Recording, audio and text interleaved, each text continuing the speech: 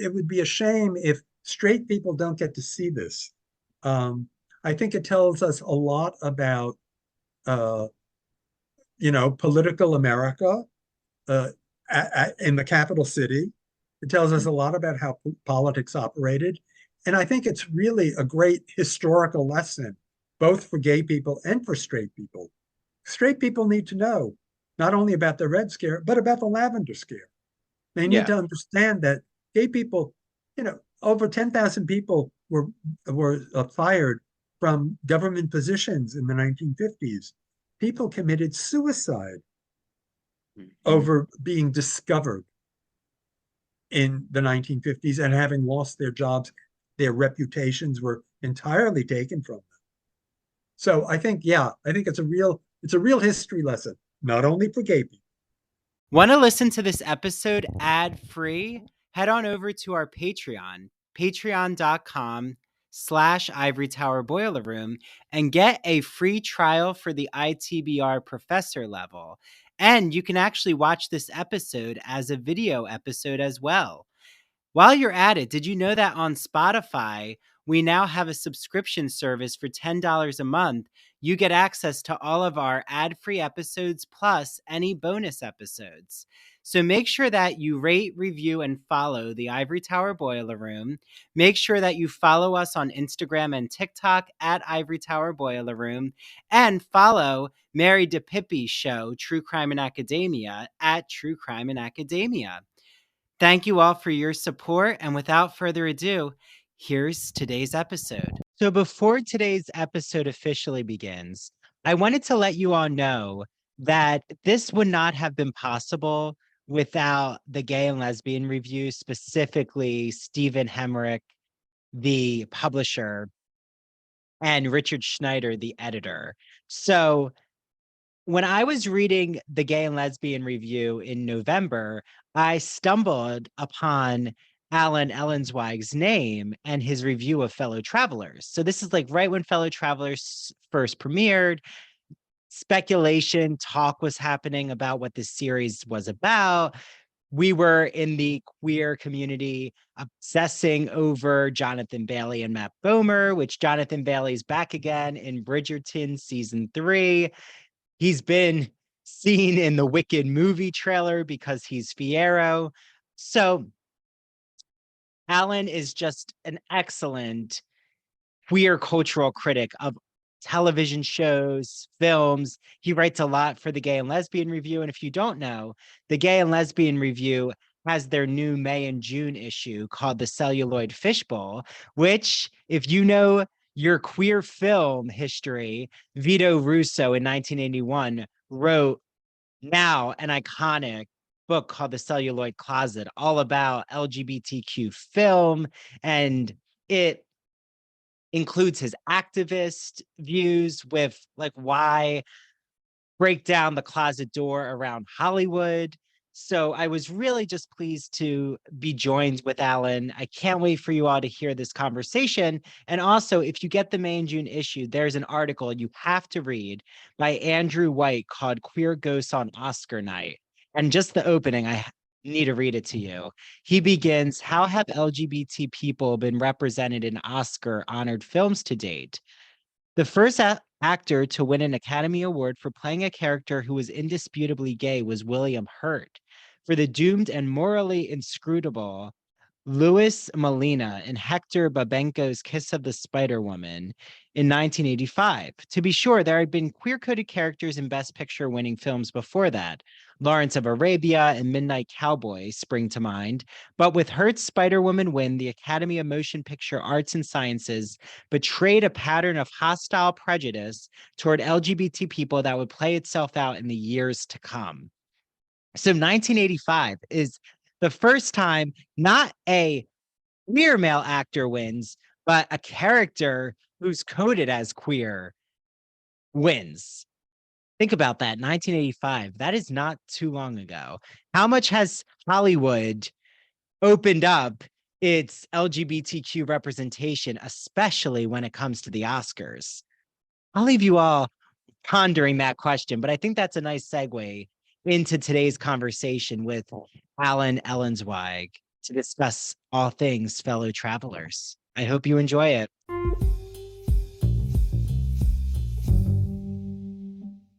Did you know that The Great Gatsby is now on Broadway? Well, because my group trip to see Wicked in March was so successful, I've decided that the next musical is going to be The Great Gatsby. So what you have to do out there, if you want to come and see The Great Gatsby with the ITBR, is go to ivorytowerboilerroom.com, scroll down to events, and you'll see that there's a Google form. If you can please get your info in as soon as possible, hopefully by next week, that would just really be a good way for me to judge how many people are interested. So I just need to know what day works best for you, either July 20th at 2 p.m. or July 27th at 2 p.m.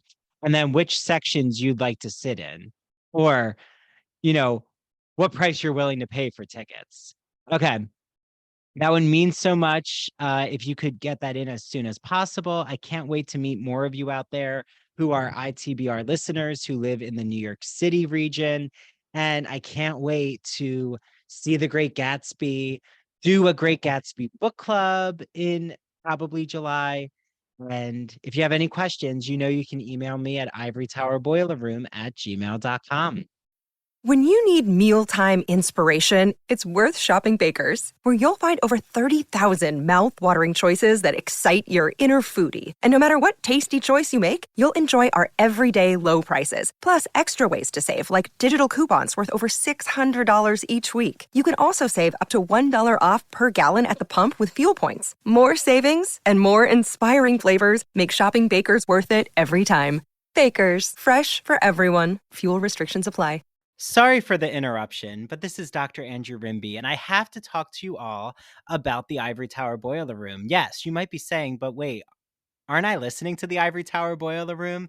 You are. You're listening to the podcast. But when I'm not here in the podcast space, I'm actually consulting. So I have small businesses that I help consult with their social media marketing plan.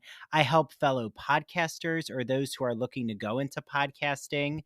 And I've also just met with a client, and I can't wait for her podcast to come out. So I've also helped those in the college admission process with their essay editing. I helped someone on her thesis and actually edited and helped consult her all the way through her thesis. I'll help you with your dissertation since I just got done my dissertation last summer. So you can reach out to me at ivorytowerboilerroom@gmail.com. Yes, I monitor my email every day.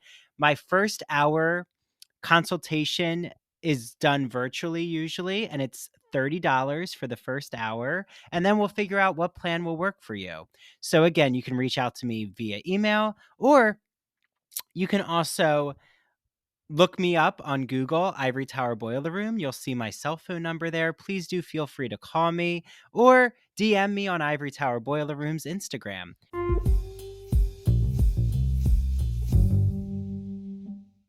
Hi, everyone. This is Dr. Andrew Rimby, and welcome back to the Ivory Tower Boiler Room. I'm really excited because I'm joined with Ellenzweig, who I got to know through reading the Gay and Lesbian review, and we'll talk all about his work, with the Gay and Lesbian review. But first, to introduce you all to such a prominent, queer, gay cultural critic, in my opinion, and that's what matters here. He is an arts critic, cultural journalist, and essayist with a specialty in photography. His book that so many in the queer art world know him by is The Homoerotic Photograph. He told me how to pronounce these French photographers, so I'll try my best. Male images from de Rue Delacroix to Maplethorpe. Maybe it's Delacroix, to Maplethorpe, originally published by Columbia University Press in 1992, was reissued in a 2012 paperback edition. And he's currently under contract. Actually, I think this already came out, right, Yes. Alan? Yes, Okay. it's out. So what is recently out is by Oxford University Press, his biography of the 20th century American gay cosmopolitan photographer, George Platt Lynes.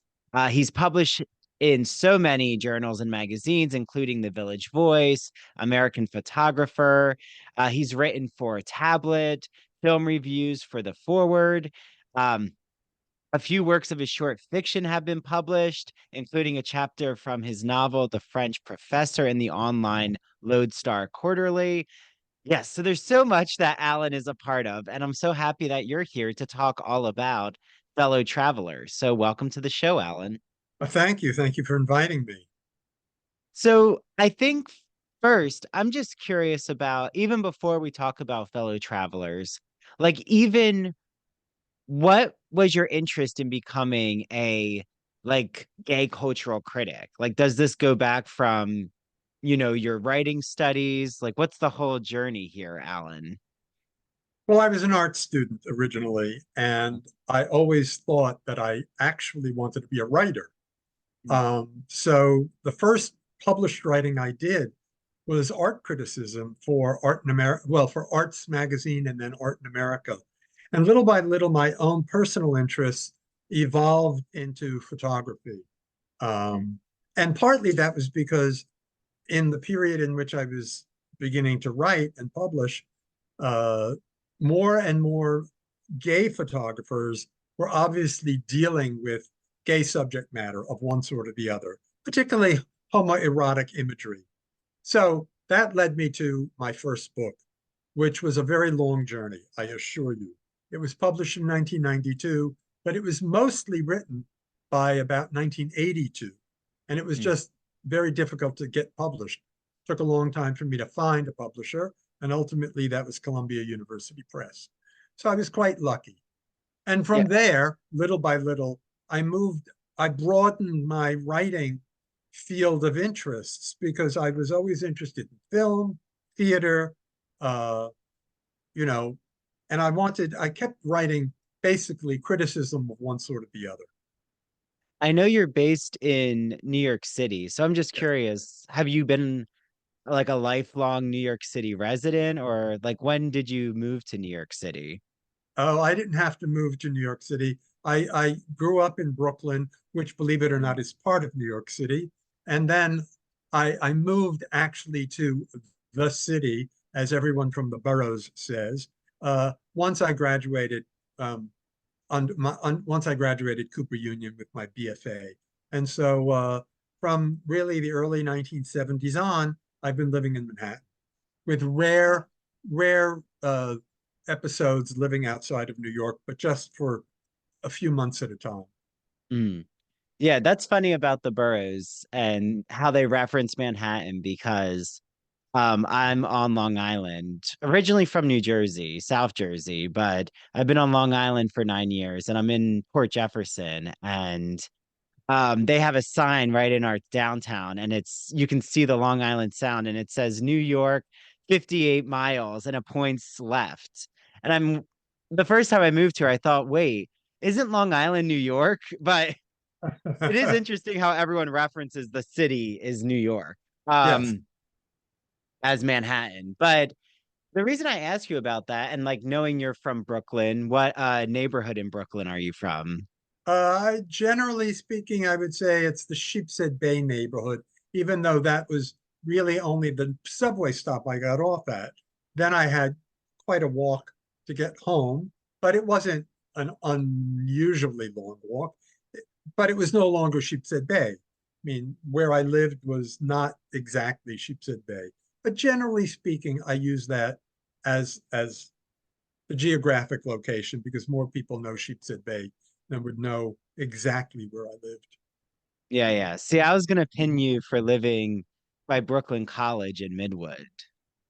Well, not very far off, Ah, and it was certainly it wasn't Midwood, but I was living in, I guess, technically what is thought of as Flatbush, but okay. but Yeah, but yeah. not There's Midwood. just so many artists, like especially Jewish intellectuals from Midwood, from like the 50s, 60s, 70s. Arthur Miller, Bernie Sanders, Ruth Bader Ginsburg. I could like go through the Rolodex. If I'm Um, not mistaken, I think Arthur Miller actually went to the neighborhood high school that I would have gone to Lincoln High School, Abraham Lincoln High School, except that I got to one of the specialized schools in New York, the High School of Music and Art. Oh, okay. Yeah, so growing up, I feel like now knowing you grew up in Brooklyn and then like now having lived in Manhattan for so many years, like with fellow travelers, do you feel like a certain um allegiance of sorts of like the way, I mean, they're in DC, but there is like a few scenes on Fire Island.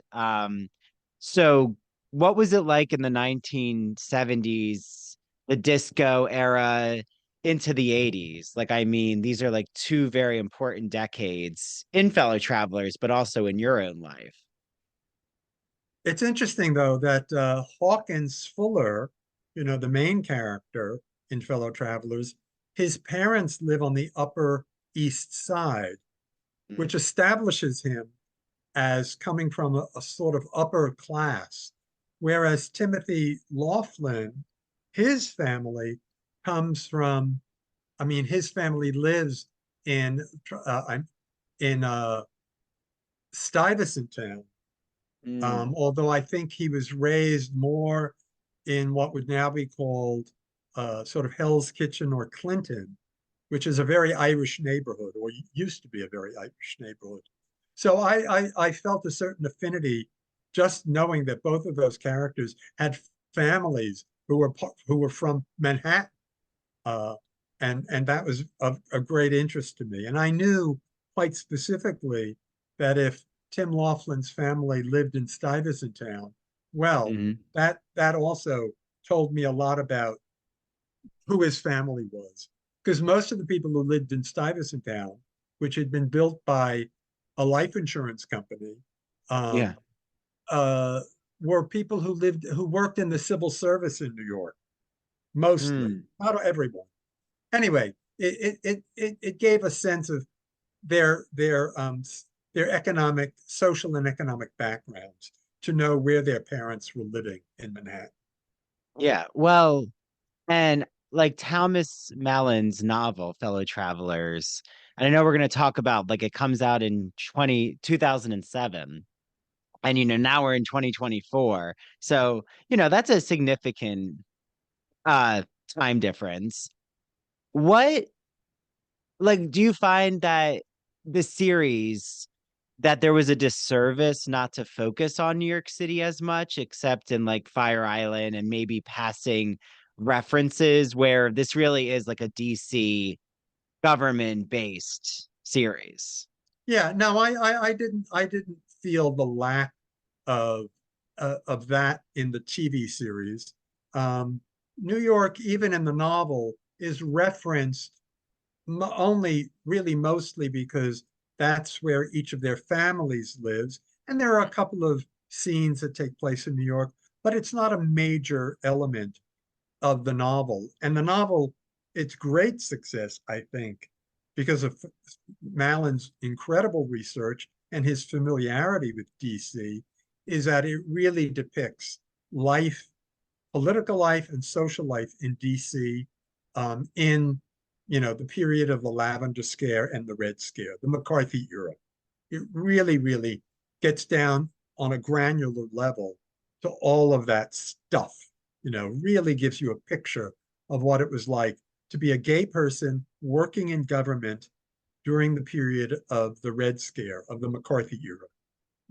Yes. Well, and like I definitely have to mention because everyone listening to this we'll get to hear my Queer as Folk episode with the writer Neil J. Young, who I've talked to Alan about, but his new book is called Coming Out Republican: A History of the Gay Right.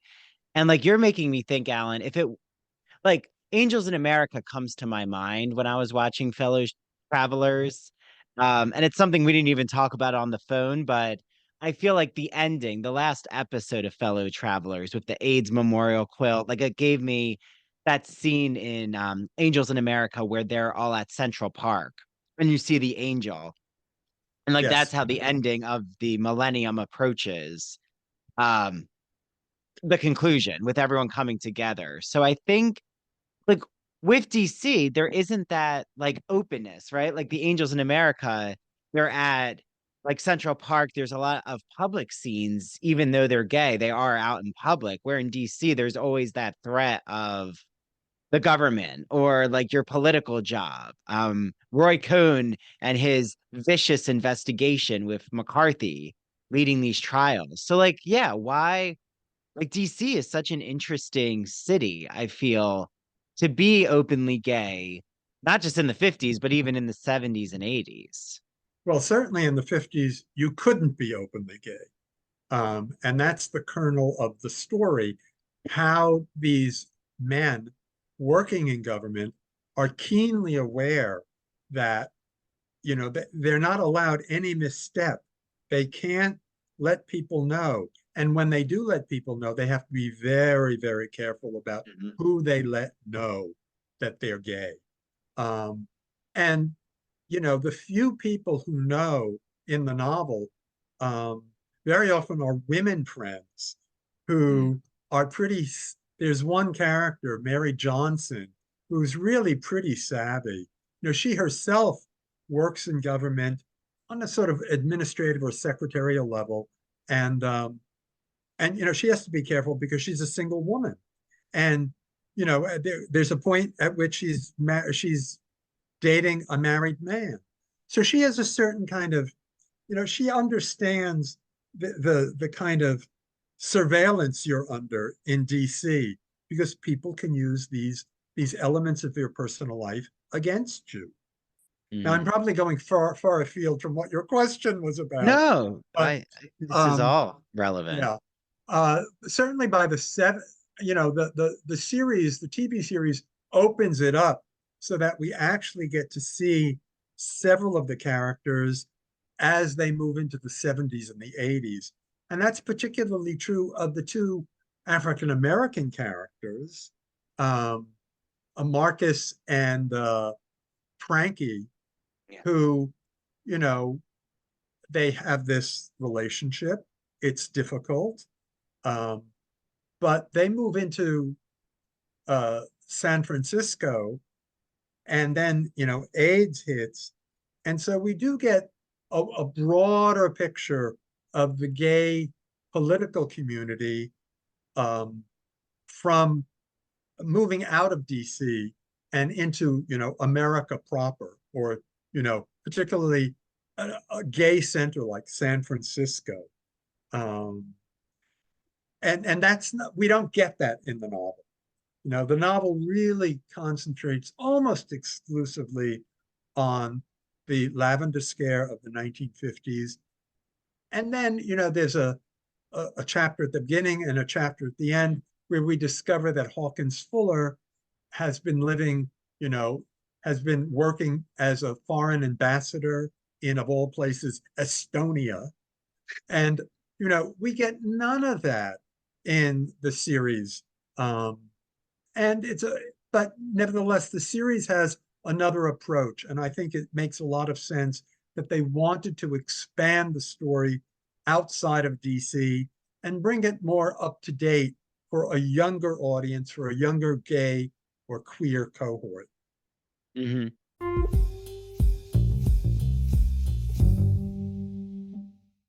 Are you looking for a new magazine to read where you can get so many book, film, and TV recommendations? Well, then you need to check out the Gay and Lesbian Review.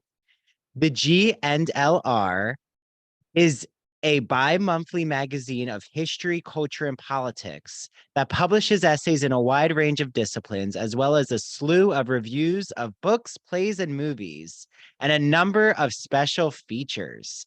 Each issue brings you consistently intelligent, lively, thought-provoking articles focused on a unifying theme. So, for example, their new issue for May and June is called The Celluloid Fishbowl. And it's a nod to Vito Russo's 1981 book called The Celluloid Closet, which documented the flashes of LGBT content in movies before Stonewall, when such content was strictly forbidden. So there's so many exciting articles in the May and June issue, including one by Andrew White, called Queer Ghosts on Oscar Night that covers so many different LGBTQ films, both when the characters come out of the closet and what happens when characters are already openly queer and they don't need to come out of the closet, like we're seeing with so much of TV and film and literature right now. There's also an article by Andrew Holleran, the acclaimed writer of Dancer from the Dance, who actually reviews All of Us Strangers, which I can't wait to watch and has been much talked about. So please make sure that you use the Ivory Tower Boiler Room code ITBR50 when you go on glreview.org. You'll see on the right side it says subscribe. You can either subscribe for their digital edition, or if you're like me, I like to still get the magazine delivered as a print magazine. There's nothing just like having a print magazine in front of you. So use ITBR50 to get 50% off of your G&LR subscription. Yes, that's 50% off. So enjoy your reading. And please, if you are subscribing to the Gay and Lesbian Review, and if there's an article you really enjoyed, or a review you really liked, or a guest that you really want me to interview from the Gay and Lesbian Review, make sure that you DM me at Ivory Tower Boiler Room. Happy reading, everyone. And thank you to the Gay and Lesbian Review for their sponsorship. You've heard me gush over my friend Christian Garcia's podcast called That Old Gay Classic Cinema. Yes, Christian Garcia, who hosts the Smash Rewatch podcast series with me. Remember Smash, where they're putting on a Marilyn Monroe Broadway musical called Bombshell? Well, make sure you listen to our podcast series. His podcast is called That Old Gay Classic Cinema, and it is definitely meant for all of those Turner Classic Movie lovers. So he looks at classic films with a queer lens. So think of him as a queer cinema professor of sorts. He actually had on co-owner of the Soapbox NY, Janine Cucci, to talk about Sunset Boulevard, which the three of us are just obsessed with Sunset Boulevard, and we can't wait for Nicole Scherzinger to be in the revival of Sunset Boulevard on Broadway. He also has episodes about Cat on a Hot Tin Roof, Strangers on a Train. Now that definitely is a queer homoerotic film. The Philadelphia Story, Meet Me in St. Louis, Beauty and the Beast, Sweet Charity, Psycho, Mary Poppins, Hello Dolly, The Wizard of Oz, Vertigo, which I actually was on, and 101 Dalmatians, and the list can go on and on and on. So make sure that you listen to That Old Gay Classic Cinema wherever you get podcasts, like Spotify or Apple. Follow Christian on Instagram at That Old Gay Classic Cinema, and he also has a TikTok. And please make sure that you reach out to him and let him know that you heard this ad on the Ivory Tower Boiler Room. Happy podcast listening.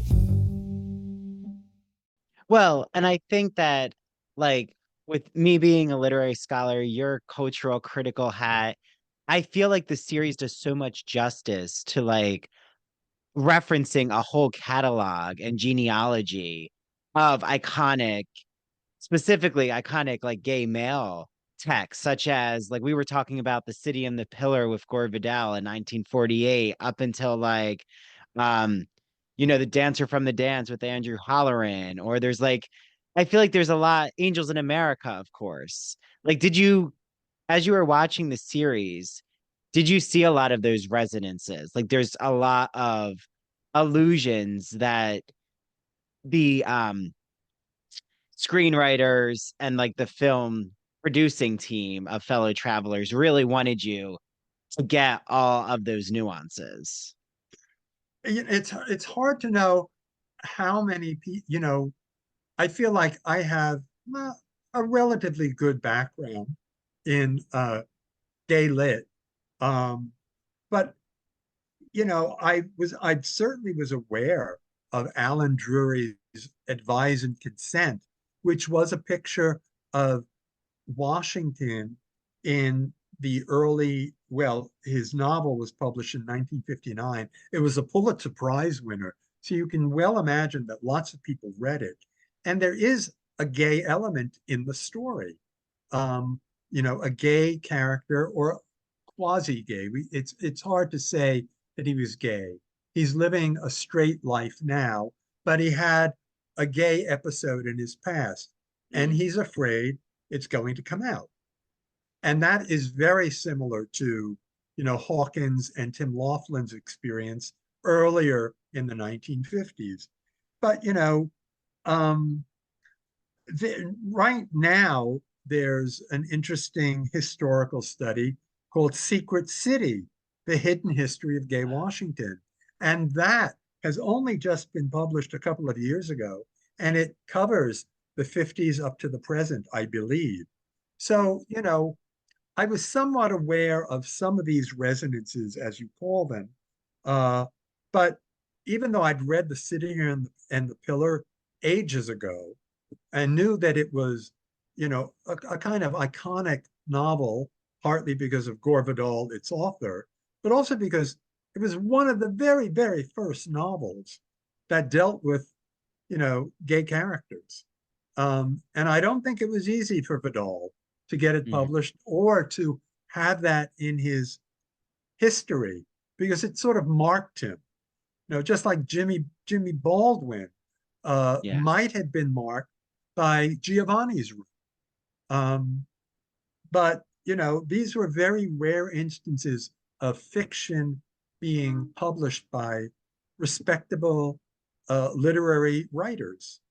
Yeah, I was thinking of James Baldwin a lot with our I'll call it the secondary plot point of the series with Frankie and Marcus. And then we Right. have right, Marcus being a professor. So it's like a very interesting Langston Hughes is like one of his favorite poets. Poetry is actually a big through line throughout these storylines. Right, like um, Tim is dating a poet. Hawkins' son, who sadly passes away, wanted to be a poet, like was very creative. So like creative arts, it's kind of this tension between the creative arts and government affairs, or like what's deemed as useful in society and what's deemed as um just hobbies or things that you shouldn't really go into. Like, is that something you were noticing, Alan? Is like this commentary about careers?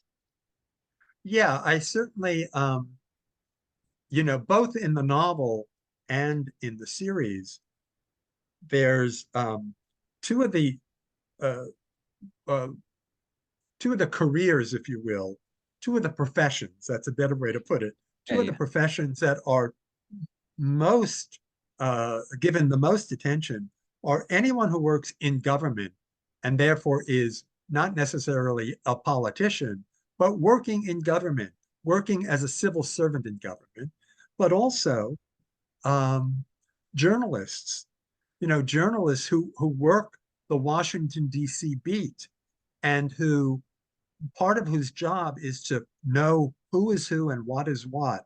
And so they're very attuned to the Lavender Scare because they're keenly aware of what the rumor mill is saying about who, right? Mm-hmm. I mean, even Joe McCarthy, there were rumors even about Joe McCarthy, even about Roy Cohn, and certainly David Shine, who is a secondary marginal character in the story, but nevertheless, David Shine and Roy Cohn, their whole affiliation prompted lots of, you know, uh, gossip. Is David Shine Roy Cohn's boy? Yeah. Why is Roy Cohn fighting so hard to make sure David Shine doesn't have to, you know, have a shitty job in the service if he's going to be drafted into the service. Mm. He's trying to protect David Shine. Why? Why are Roy Cohn and McCarthy trying to make sure David Shine, doesn't get scut work in if he has to go into the army? So there are all of these, yes, poetry certainly has its place in the novel and in the series as a kind of leitmotif Yes. for several of the characters, certainly for gay characters. It's almost like, oh, if you're gay and if you like poetry, oh, that's not a manly interest, right? You're supposed to be interested in the Red Sox, or your baseball team. That's what you're supposed to be interested in, but not Yes. poetry. But it's a perfectly respectable profession to be a journalist. And interestingly, they make Marcus the manlier of the two African Americans, who is Mm. secretly gay. He's a journalist working the Washington D.C. beat, and it also is interesting because they show how if you're a black journalist only writing for a black newspaper, that's not impressive. That won't necessarily get you into all of the right congressional hearings, you know. But if you're writing for the Washington Post and you're a black journalist, oh, that's okay. Now you've proven your merit as a Mm. journalist.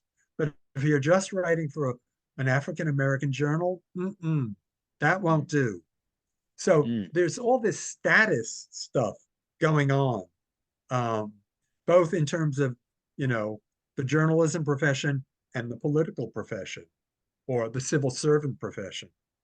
Yeah. Well, I feel that the secrecy, the closetedness, like in 1889, there was that novel, A Marriage Below Zero by Alan Dale.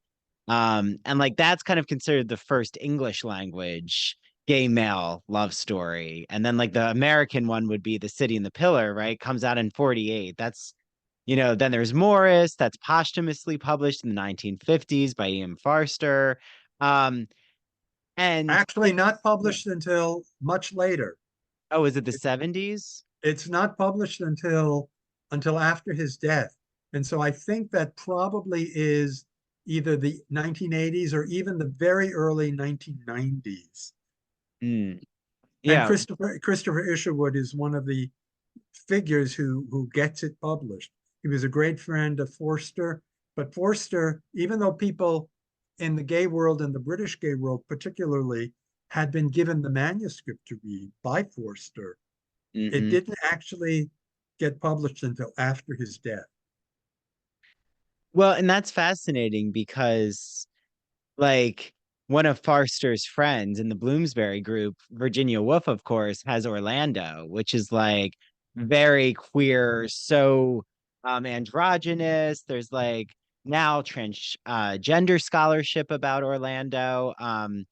But again, is that maybe because Virginia Woolf was always like seen as that creative, like she was always experimenting with identity, and there really isn't like concrete same-sex love affairs in Orlando. It's more like she's an Ovid metamorphosis character, maybe.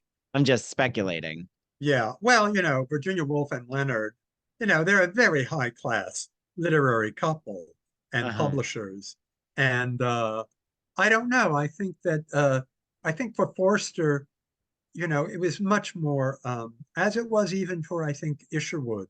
Uh, you know, it, while Forster's mother was alive, he would never have published Maurice or Morris Mm. as it's pronounced in England. And I think Isherwood had some of the same issues. I think Vanessa and Virginia, the two, Wolf sisters. Well, Vanessa was not a wolf. She was Duncan Grant's wife, if I'm remembering correctly. Anyway, the two sisters, they didn't have parents to worry about in the same way.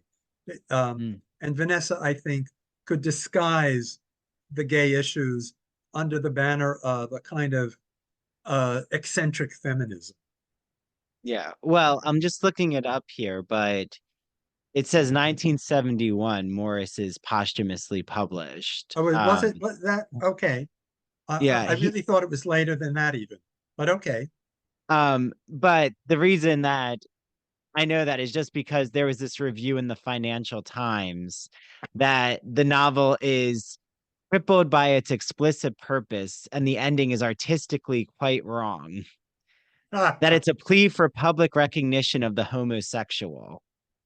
Well, Well, one of the things even that Forster's friends questioned was the actual possibility that an upper class man and a lower class man uh, could actually live successfully in a couple. It seemed unrealistic to many of Forster's friends that this couple could survive.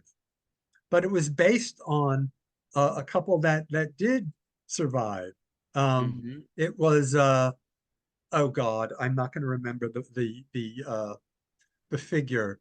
Um, uh, there was an actual gay writer and his working class lover. oh yes, yes. I'll find it for us. But yeah, it's so Not interesting that oh wait, did it come to you? No, I'm Oh, forgetting now. I'm we'll forgetting. find it. I'll Yeah. find it later on, as we're talking. But even we have like a figure that I've written about in my academic work is Oscar Wilde. And I think that, I mean, I work a lot mostly on Walt Whitman, but Oscar Wilde features in because of his relationship to Whitman, is a picture of Dorian Gray, which I think is even, is so queer male coded. Um, so it's all that ancient Greek, right? Symposium. There's a whole through line, I think, that you could trace these narratives, but like closetedness, secretiveness, like Gore Vidal had his political career, I think like is actually a real life figure that could have been in Fellow Travelers, maybe a Hawkins type figure.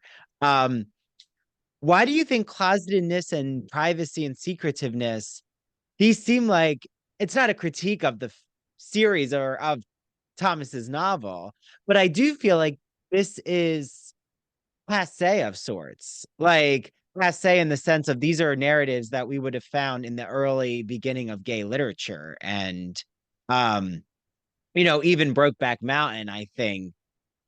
Or is it just because the novel came out in 2007 and that's when he's like coming out battling between your secret and your public life, that it's just because of our content that we're dealing with here? Well, I think we shouldn't neglect a certain autobiographical quality in the piece because Thomas Mm, Mallon was, maybe still is, um, raised Catholic, and his Catholicism was certainly very important to him. And I mm, think that he uses fellow travelers and the character of Timothy Laughlin to show how somebody dealing with, the secret of his gayness um, adheres to his Catholicism, even as he has to question, how can I be both queer and Catholic? Uh, and and he's actually relatively conservative politically, Timothy Laughlin. Um, mm, he's working. Who does he wind up working for? Uh, Joe McCarthy. He works in Joe McCarthy's office. Now he's not a rabid anti-communist, Timothy Laughlin, but he certainly believes that McCarthy is onto something. He believes that it's a just crusade to be against communist subversives in government. Whereas, Hawkins Fuller is much more cosmopolitan. He's not in the least religious, and he's much more a sort of he deals with a realpolitik. It's mm. like, you know, you do what you got to do to survive as a gay person in this town, and nobody should know what your business is, and make sure you don't reveal yourself to all the wrong people. Whereas Timothy is a kind of innocent, Mm. and so, you know, he is working for the anti-communist cause, but as in a genuine way. He's not a rabid anti-communist, and he's certainly not somebody who would ever want to ruin another person's life, either because of their being gay or because they had once been a communist in their life. Yeah. So that Well, there's that interesting tension, and I think it grows out of Mallon's own mhm. personal experience as a Catholic and as a gay person. Yeah. Well, and I think that it's so interesting to go back to this time period. Um, you know, I'm definitely I think that this is a subversive take, like what Thomas Mallon's doing in his novel is looking at these early closeted narratives and like blasting the closet doors open and like saying, well, it is still important to talk about those coming out, like those men who were living in secret, or like actually now visually we can see, like for one of the first TV series I really knew where they were actually showing um the bathrooms and men meeting up with the like escorts and actually like seeing that happening in DC at the center of the McCarthy Red Scare. And like, I mean, Cohn is just like the neurosis of this type of person. He's always just astounded me, I guess, because of how Tony Kushner presents him in Angels in America. But like, Alan, like what did you think of this Roy Cohn interpretation? Or did you think that it was similar to Angels in America, or did we learn something new from Roy Cohn? Well, certainly, just in terms of performance, there have been some wonderful Roy Cohn actors, uh, including somebody like Al Pacino, for example, um, in Angels in America. But I have to say, this guy, I think his name is Will Brill, um, gives a remarkable performance, and Yes. also the makeup, the cosmetics that have been applied to him for fellow travelers, the similarity is just really remarkable. And that fellow travelers, the series, has so successfully incorporated uh, the the Washington D.C. All of these like congressional committees um, investigating subversion in D.C. and that somebody like David Shine and Roy Cohn and McCarthy, this really nasty triumvirate. But both the series and the novel really get at the flavor of Washington's uh, uh, the sort of how much transpires because of rumor and suspicion and horse trading. That so much of legislation gets done because you scratch my back, I'll scratch your back. And it's a very cynical, but also, I'm afraid, realistic portrait of how DC politics in DC works. And Mm. and I think Mallon was writing this obviously in the mid 2000s. It came out in 2007, and it only makes sense for the series to expand upon uh, what Mallon did, to show, I think, eh, also because the series is obviously being produced um, after, either during or after the first Trump presidency. And Hmm. so I think, Ron Niswainer, I'm not sure how to pronounce, his name, but he's getting at uh, the the constant, this constant of, um, you know, the way in which DC and politics in DC works. You have to be a bit of a cynic in order to live through this, to work in that town. If you're an innocent they're going to trample, they're going to just steamroll right over you. So unfortunately, that seems to be the truth of politics. And God knows, you know, the first Trump presidency and now living through the possibility of a second one, you know, is goddamn scary because, you know, if you're an innocent, forget it. You know, you're not going to survive. So that's your take then on the current moment speaking to fellow travelers text is you think it really is about like the far right um like homophobic rhetoric and like just not even homophobic but xenophobic um being against anyone who is not like this very privileged identity in America. Yeah, I think certainly the series, Hmm. not the novel, which is written earlier, a good deal earlier, but the series already has the people who made it clearly have been through, you know, the 2000 the first Trump presidency, and with that knowledge, it informs the way they've expanded the novel, I think. Mm. And also, they've expanded the novel to try to deal with AIDS in a more substantive way. The novel doesn't get to that nearly at all. It's present, but as a minor element. Um, so, you know, Yeah, well, and I just think it's fascinating.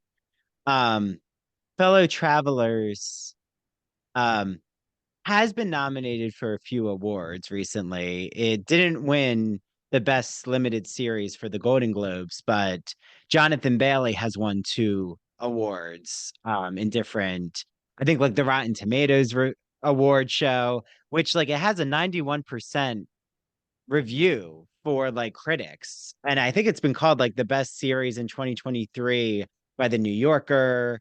Um, maybe another TV magazine too.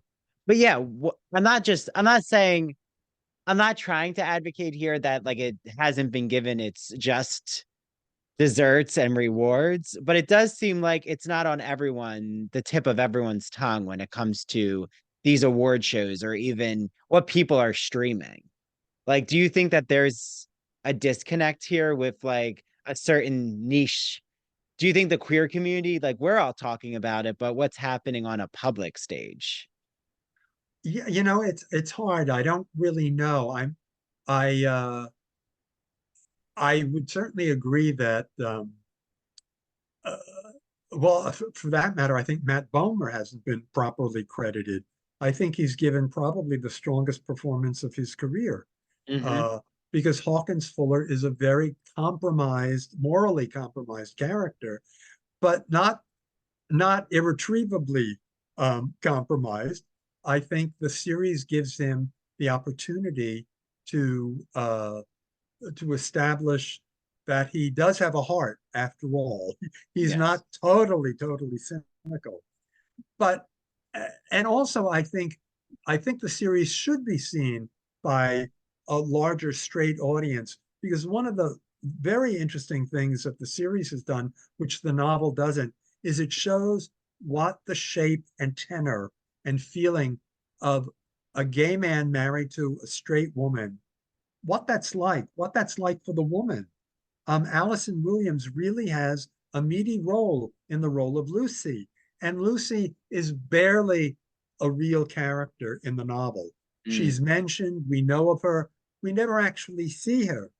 The writers and directors of the production, you know, the whole production team for the series has given Lucy a life, an actual life, and a reason to be disappointed in her marriage, even though she loved Hawk, you know, tremendously at the beginning. And so I think it would be a shame if straight people don't get to see this.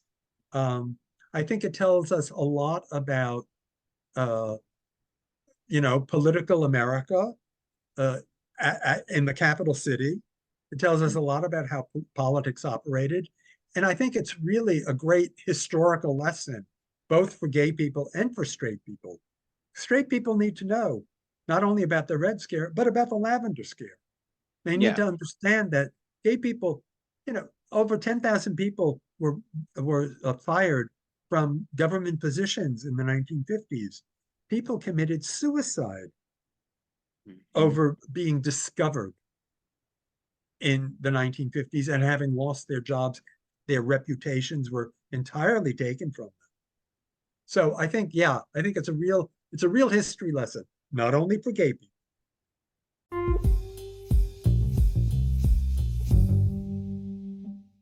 Hi, this is Dr. Andrew Rimby, and I'm really excited to talk to you all about one of our ITBR sponsors, Broadview Press. Broadview Press is an independent academic publisher in the humanities that produces high-quality, pedagogically useful books for use in university and college classrooms. They publish mainly in English studies, writing, philosophy, and history. They are always publishing with an eye towards diversity, building a strong list of titles from women, people of color, and authors from other marginalized groups. If you haven't heard my Broadview Press interviews, you need to. Recently, I just had on Dr. Shannon Day, who talked about her book, Beyond the Binary, Thinking About Sex and Gender. And in the summer, I had on Dr. Jason Holt, who gave us all a comprehensive history of what it means to be a philosopher who studies sporting culture. And of course, we went back to ancient Greek, literature, mythology, history to look at the roots of athleticism. And last year, I had on Dr. Jeffrey Andrew Weinstock, who's actually going to be coming on the podcast soon to give his thoughts on the new Fall of the House of Usher Netflix series. He talked all about pop culture for beginners. And Broadview Press is offering an exclusive discount because of our sponsorship. So head to broadviewpress.com where you're going to see such a wide range of literature.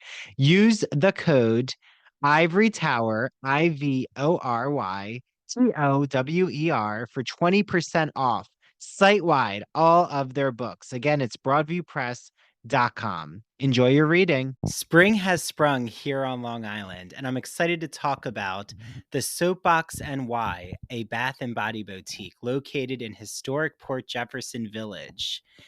My good friend Janine Cucci co-owns the Soapbox NY. Not only has she been on the Ivory Tower Boiler Room podcast, but she's also been on my good friend Christian Garcia's podcast.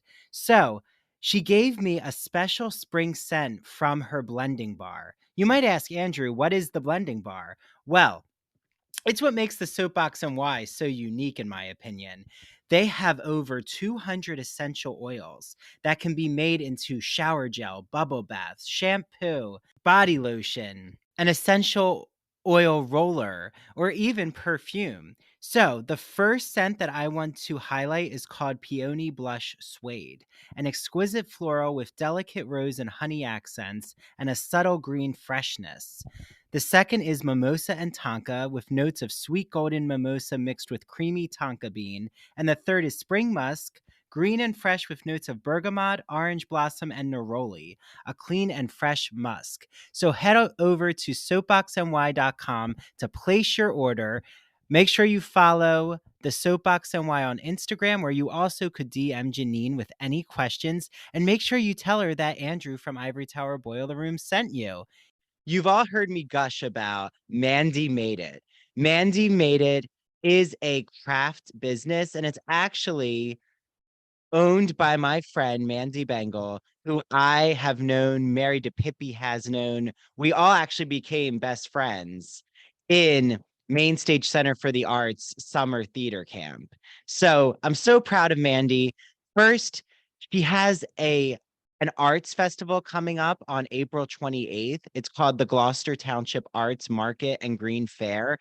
There are going to be art vendors, craft vendors, including Mandy, food trucks. It sounds so much fun. I actually am thinking maybe I'm going to attend.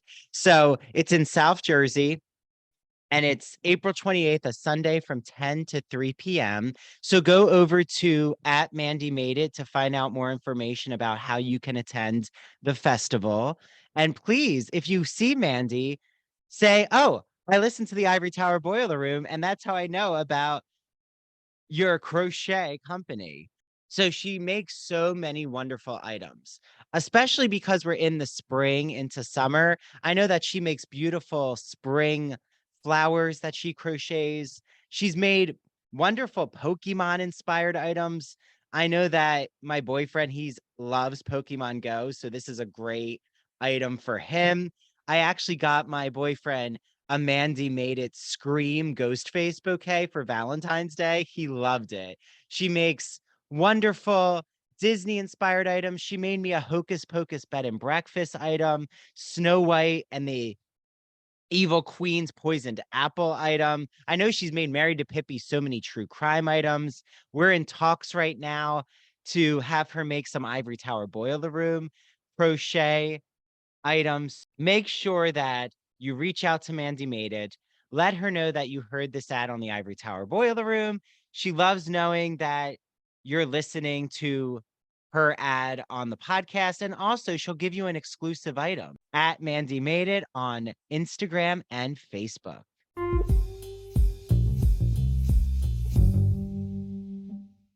Yes. Well, and this is a question I'll have to, you're like teeing up when Neil J. Young comes, Alan, but like with his coming out Republican, I mean, he says he's not a Republican, but I know of gay Republicans. I'm sure you know of gay Republicans. Um, but what is fascinating to me is there is a difference, though, in our current moment than the 50s. I mean, thankfully, there's been big strides in like gay marriage, in adoption rights, in being out in the workforce in your own life. But I will say, don't you think that there is a certain respectability politics of being gay? Like, it's okay if you're like a gay white male couple who marries, or like you can have a certain suburban life.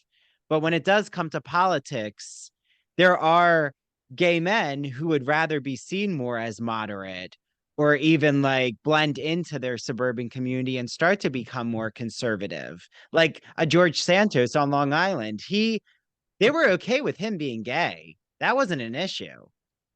So why is that? Like, why do you think, Alan? That does seem like there is a difference happening right now.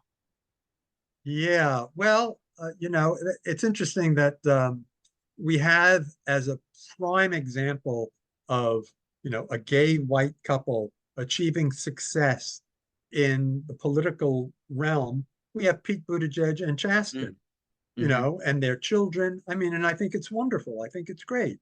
Um, Buttigieg, I see as a really smart, um, really well-spoken, uh, and figure who can also fight back.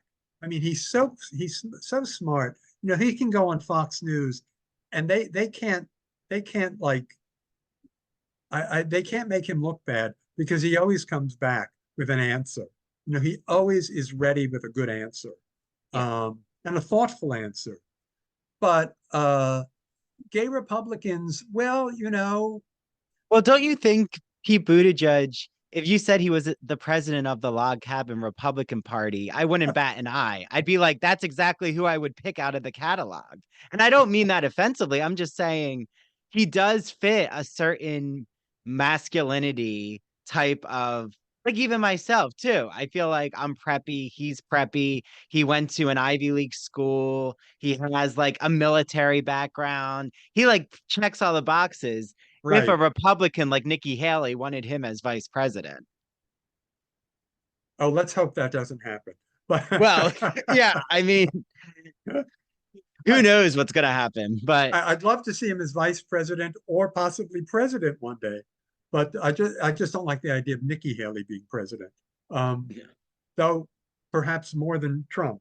Uh, anyway, yeah, look, I, you know, a decade or more ago, when I realized, oh yeah, there really are gay Republicans. I did understand that in many respects, a lot of those people had been raised in a Republican household. mm, They had been raised with certain kinds of Republican values. And but my concern was, okay, I understand you can be a Republican, but what's your stand on gays, on gay life? are you willing to fight for gay rights? Mm, And now I feel like you can't really still be a gay Republican. I'm mm, sorry, it's too late. That ship has sailed. mm. Um, in the current Republican Party, no, I'm sorry, you can't maintain your Republican credentials and be gay. I understand you might be a conservative person. You might be an independent. I understand that, but you really have to uh, stick by, the queer community in toto. And I don't think you can be a Republican anymore and do that. Yeah, but that's where George Santos, he fit the bill for the Republican Party because he was willing to um turn against the transgender community, scream that there was,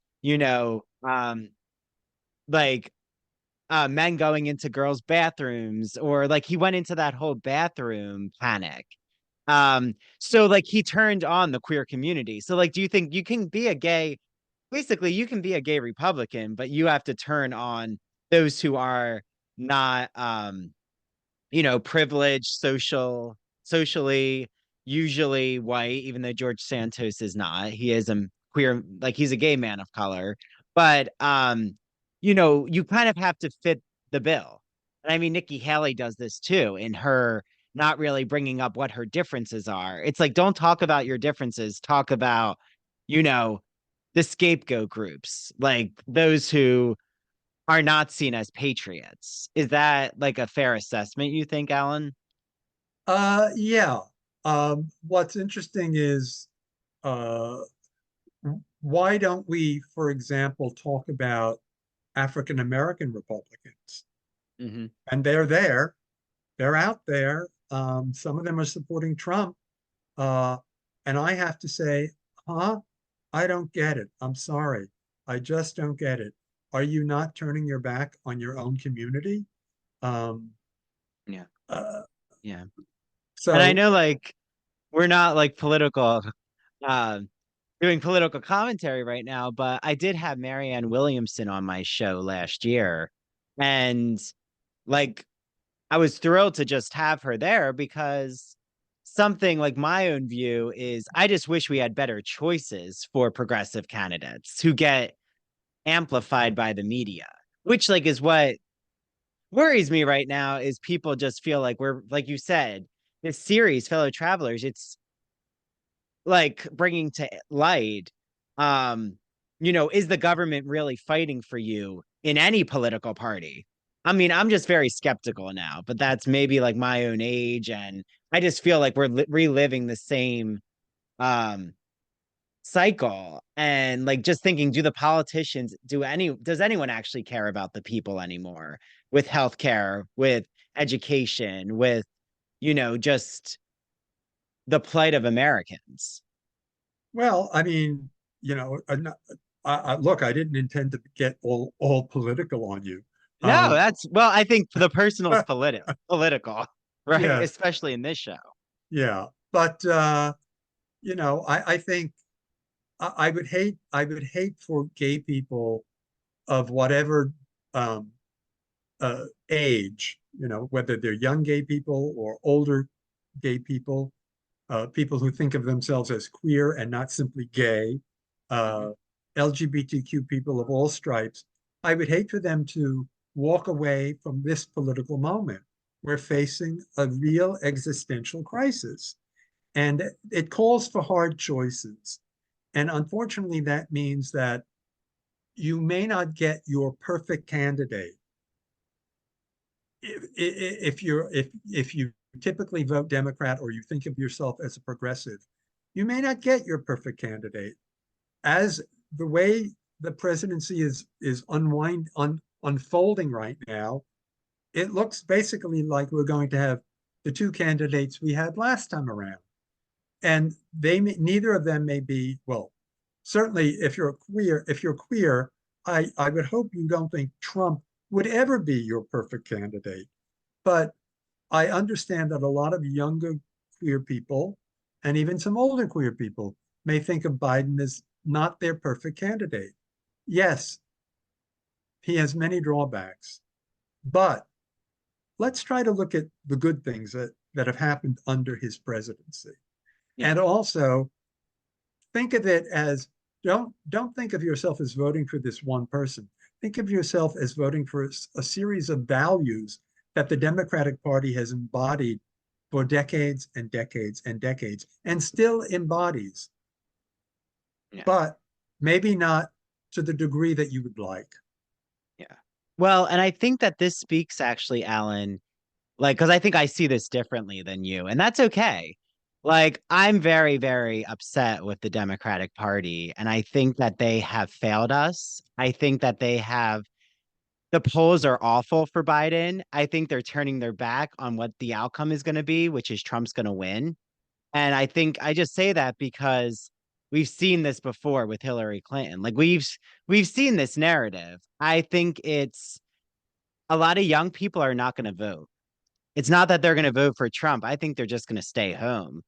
And I think for some people, it's kind of like what happens with Hawkins' tension with Tim is like the government's response to the AIDS crisis and Tim really being a revolutionary activist type person. So like my only concern is, or not even concern, I think some people just think it's better to not vote and then start a revolution in the streets. Or that's what I'm hearing from younger people is like, maybe we should just take it to the streets, like the 70s.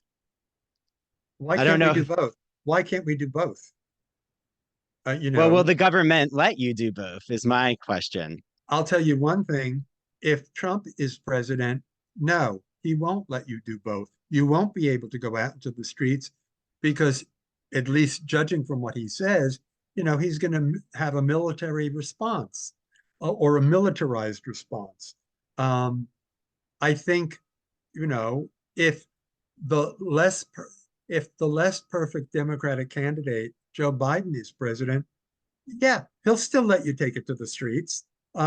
In fact, I think the pressure that has been uh, put on um, uh, Biden in light of his response to the the current issue of a ceasefire in Mhm. Gaza.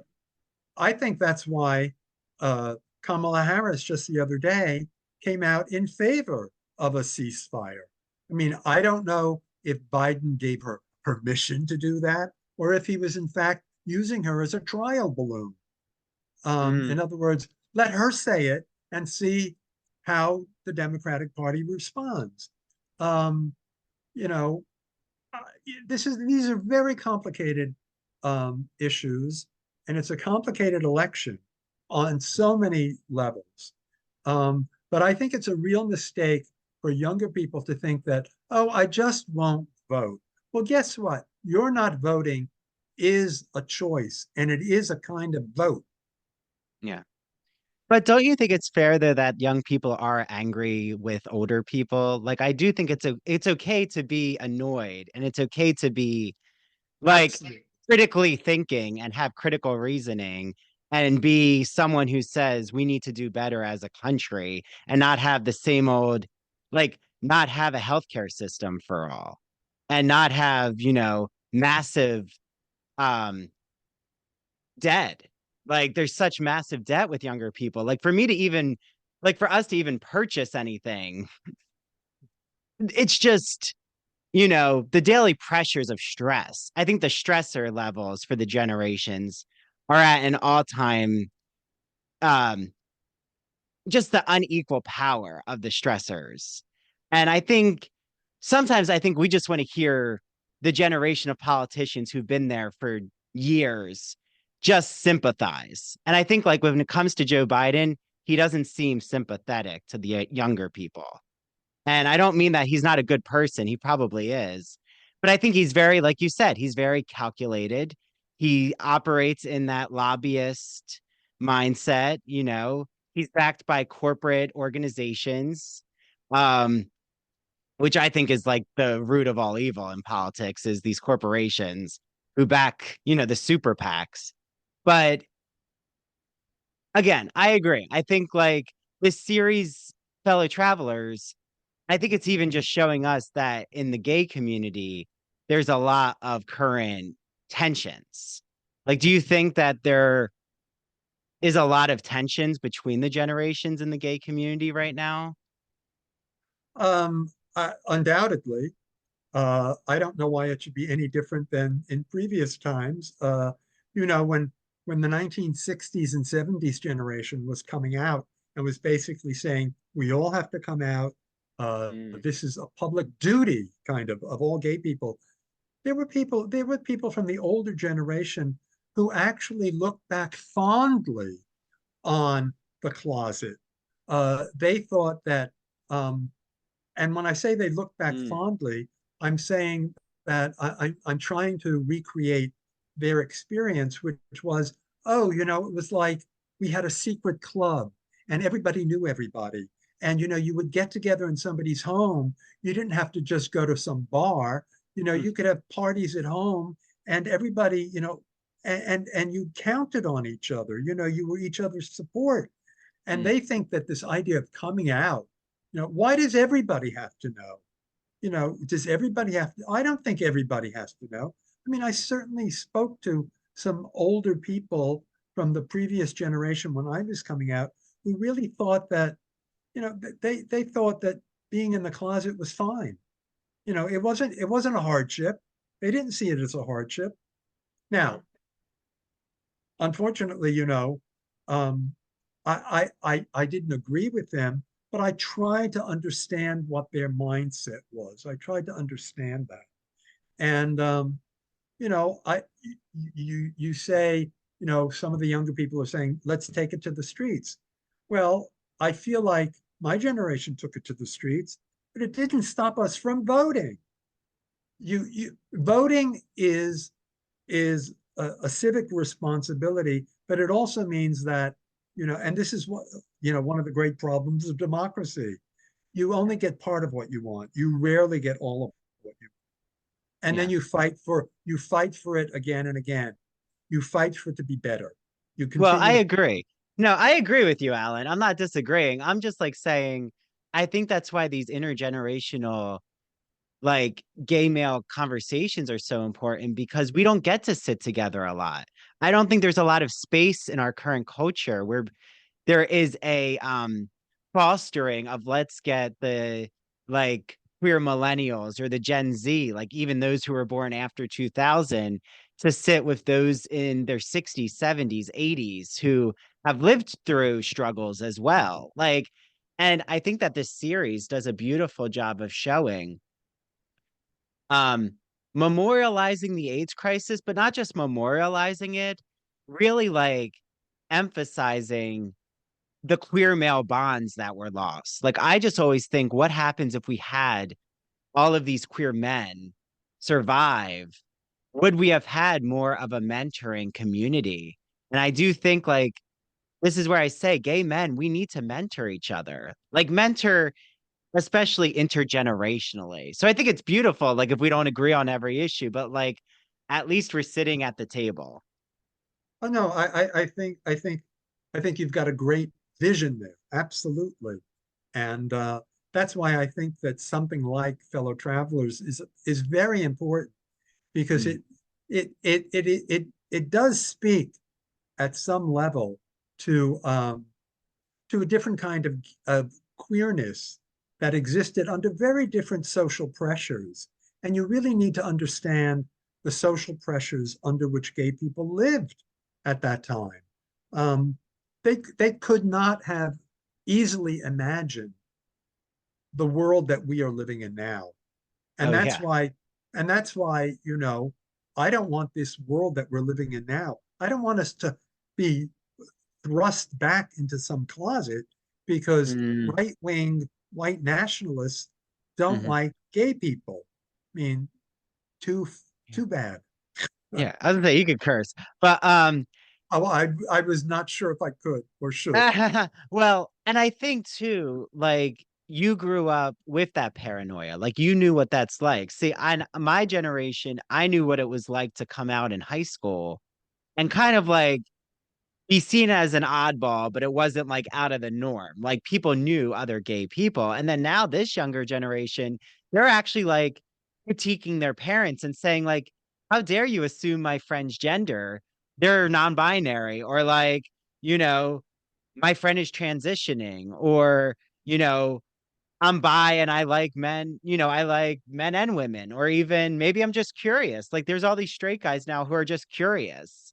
Like they're not making sexuality an issue, which not even an issue. I hate to say that, but they're not making sexuality beginning of the topic of the conversation. And I do think that's amazing. I think we are moving away from certain language around sexuality.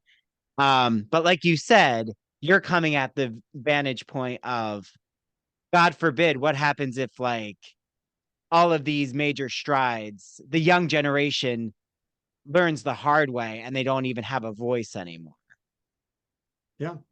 Um, you know, but even as you say, and even as we believe that queerness is much more widely accepted, let's not forget, even in America, there are places where it is still dangerous, really Mm-hmm. dangerous to be queer, or to be, let's put it another way, to be known as queer, to be known as, you can pick whatever labels you want, but your enemies will simply see you as a fag, or Mm. or simply see you as a dyke, or a lessee, whatever negative words they want to Mm. apply, those are the words they'll apply, and it could be dangerous.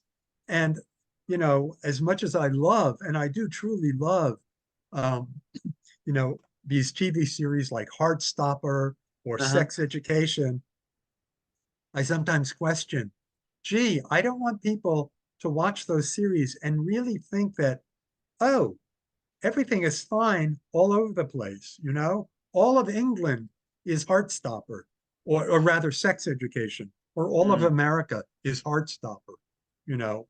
It's just not so. And we need to be respectful of those queer people who are living under very different social Yeah. circumstances, either because of their parents, their religious background, their cultural background, and let's find a way to give them a seat at the table so that we understand the pressures that they're living under. Yes, yes.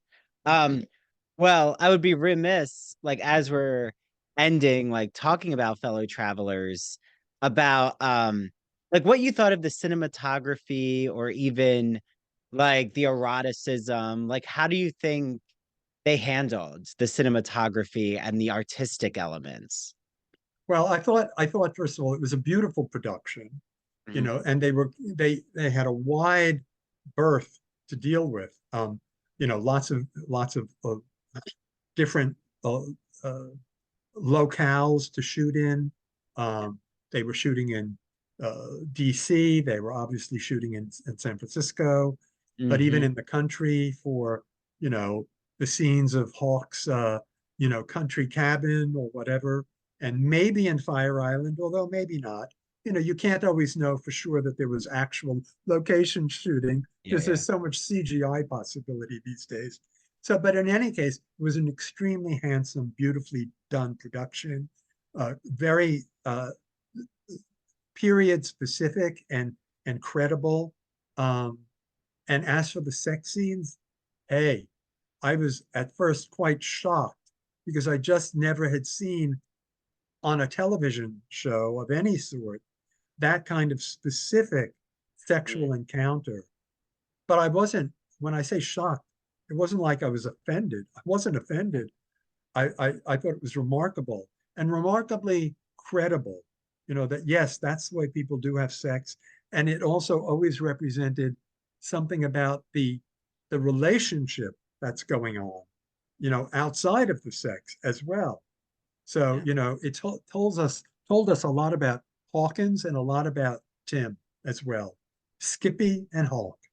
Um, it told us a lot about Skippy and Hawk, the kind of sex they were Yeah, well, and I feel like this the sexual dynamic. I mean, I was watching this with my boyfriend and I was like getting some ideas about role playing in the bedroom, but uh I feel like though this is such a good series in the sense of not only showing us our gay chronology and history and culture, which it does to teach the younger generation who hopefully like myself is watching this, but even younger than me is watching it because they have heard conversation about it, that we need to know the history, but also the way that the sexual aspects of romance are dealt with is like you can see which sexual elements are building romance and love between Hawkins and Tim. And you also see like the Fire Island scenes, what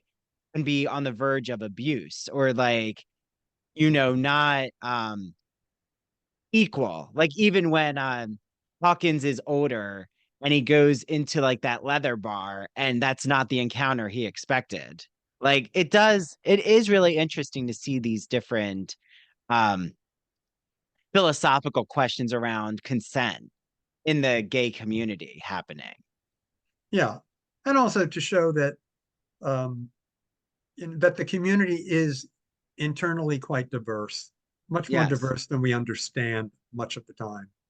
Yes, yes. Well, this has been wonderful and having this conversation, Alan. I feel like I've learned a lot and I'm so happy you were so open to all of these different talking points, all of these different pressing of questions. I do want to ask if you could let my listeners know what current, TV shows or films do you highly recommend? Even a book or two that just if they really love fellow travelers, what else would they love? Probably. Okay. Well, that's why I have my glasses on now, because I have to read some of this stuff. In literature, I would recommend Alice Wynn's In Memoriam, which isn't about the period of the 1950s, but it goes back to World War One and eh, English public school life and entering the service during World War One.